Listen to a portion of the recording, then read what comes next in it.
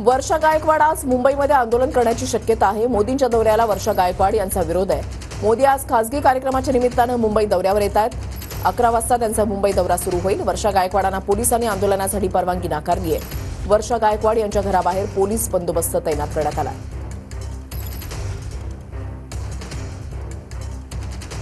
तर वर्षा गायकवाड यांनी ट्विट केलेलं आहे। ते असं म्हणतात की जेरबंद केलं तरी बेहत्तर, आम्ही मागे हटणार नाही, महाराजांच्या स्वाभिमानासाठी आम्ही लढणार।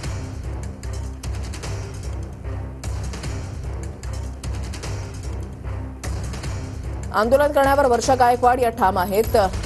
राजकोट किल्ल्यावर छत्रपती शिवाजी महाराज यांचा पुतळा कोसळल्यानंतर याच्यावरून राजकीय प्रतिक्रिया जे आहेत, आरोप प्रत्यारोप जे आहेत ते सुरू झालेले आहेत। आणि आज मोदी ज्यावेळेला महाराष्ट्र दौऱ्यावर येत असताना मुंबईमध्ये सुरुवातीला येतात आणि त्याच्यानंतर ते पालघरला जातील।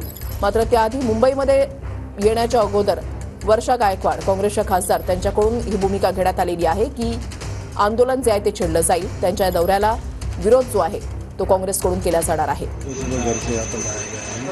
हम लोगों ने पुलिस को ले गया है। तो उनका कहना है कि मोदी जब तक मुंबई में है तब तक आपको यहाँ पर